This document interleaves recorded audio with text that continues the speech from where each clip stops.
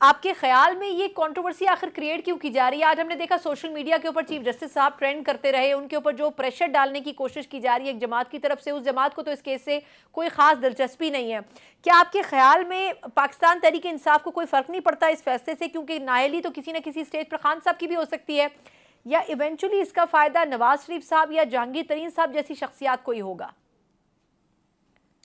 دیکھیں میرا خیال ہے جس طرح Tehreek Insaf level playing field کی بات کرتی ہے اور رائٹلی سو، ان کو یہ لیٹر اینڈ اسپرٹ میں اس چیز کو تسلیم بھی کرنا ہوگا کہ دوسروں کو بھی لیول پلینگ فیلڈ دیں، اور یہ لیول پلینگ فیلڈ جو ان سے لی گئی تھی اور اس کو شاہجہانے بجائے گئے تھے، یہ بھی تو غلط کام تھا نا۔ جس طرح آج کل غلط ہو رہا ہے اس طرح وہ یہ غلط کام ہوا تھا۔ میرا خیال ہے تحریک انصاف اگر کوئی اصولی جماعت ہے اور اصولی موقف رکھنا چاہتی ہے تو انہیں اس کی مخالفت نہیں کرنی چاہیے، بلکہ انہیں بھی یہی اصولی موقف لینا چاہیے کہ نااہلی کی مدت جو کہ پارلیمنٹ نے ڈیسائیڈ کی ہے اسی طرح 5 سال کی ہی ہونی چاہیے۔ جو کہ اسرار ملک صاحب نے کہا کہ قانونی پوزیشن یہ ہے کہ سمپل لیجسلیشن سے یعنی ایکٹ آف پارلیمنٹ سے آپ اوور رائڈ نہیں کر سکتے سپریم کورٹ کی ایک ججمنٹ کو، تو وہ ٹھیک ہے، اس کا بھی علاج موجود ہے۔ اب 7 رکنی بینچ آ گیا ہے اور 7 رکنی بینچ کم از کم یہ ٹینڈنسی نظر آ رہی ہے، میں بھی آج کورٹ میں تھا تو یہ ٹینڈنسی نظر آ رہی ہے کہ وہ اپنی پرانی غلطی کو سدھارنا چاہتے ہیں، کیونکہ یہ غلطی ہے اور اس میں سب ججز نے یہ پوچھا بھی کہ جو بڑے بڑے مقدمات کے ملزم ہیں ان کو تو 5 سال یا 10 سال یا 7 سال کی مدت متعین کر دی گئی ہے، جبکہ صرف ایک جھوٹ بولنے پہ یا ڈیکلریشن غلط دینے پہ آپ تاحیات نااہلی کی سزا دیتے ہیں۔ توبہ کا دروازہ اسلام میں بھی موجود ہے۔ تو میرا خیال ہے پی ٹی آئی کو بھی یہ سمجھنا ہوگا کہ اگر وہ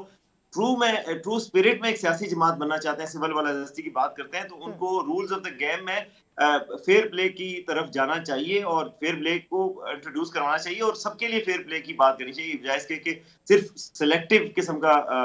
لیول پلینگ فیلڈ چاہ رہے ہیں۔ اچھا وسیم، لیکن اس میں ایک چھوٹا سا کوئی کامنٹ اگر آپ کر دیں کہ انہوں نے یہ بھی ایک سوال اٹھایا نا کہ قتل جیسا جرم کر کے بھی آپ الیکشن کنٹیسٹ کر سکتے ہیں، تو پھر معمولی غلطیوں کے اوپر یا اگر ایک دفعہ آپ نے سزا بھگت لی ہے تو اس کے بعد الیکشن کنٹیسٹ کرنے میں کوئی حرج نہیں ہونا چاہیے۔ تو آپ کے خیال میں پھر جو ثاقب نثار صاحب نے ڈیسیجن دیا تھا وہ بائسنس کی وجہ سے تھا، وہ پھر کس گراؤنڈ کے اوپر دیا گیا تھا؟ ایبسولوٹلی میرا خیال ہے ثاقب نثار صاحب کے انہوں نے کہا تھا پتہ نہیں کہ ان کے فیصلے 20 سال تک یاد رکھے جائیں گے، ان کا کون سا فیصلہ ہے؟ انہوں نے پی کے ایل آئی کو بند کیا تھا جو کہ غریبوں کے لیے ایک وہ لیور ٹرانسپلانٹ کی سروس دے رہا تھا، اس کے علاوہ کتنے سارے فیصلے ہیں۔ تاریخ ان کو یاد کرے گی ایک دوسرے جسٹس منیر کے نام سے۔ ثاقب نثار صاحب تو ظاہر ہے انہوں نے جس وجہ سے دیا تھا، آپ دیکھیں انہوں نے شیخ رشید کی مہم چلائی تھی، اس وقت انتخابی مہم میں پہنچ گئے تھے، برتن کھڑکاتے تھے کہیں جا کے، کہیں کیا کرتے تھے، ان کی تو حرکتیں ایسی تھیں کہ چیف جسٹس کے شان شان نہیں تھی، نہ ان کے فیصلے چیف جسٹس کے شان شان ہے۔ اور آج وقت نے بھی بتایا ہے، آج دیکھیں کہ صادق الامین کا خطاب بھی زیر بحث آیا اور معزز جج صاحبان نے کہا کہ ایک جج کو کیسے یہ اختیار ہے کہ وہ صادق الامین کسی کو ڈکلیئر کرے؟ کیا وہ خود صادق الامین ہے؟ کیا ثاقب نثار جیسے ججز کو صادق الامین کہا جا سکتا ہے؟ وہ خود نہیں ہے تو وہ دوسرے کو کیسے سرٹیفکیٹ دے سکتے ہیں کہ کوئی صادق ہے کوئی امین ہے؟ اتنا بڑا ٹائٹل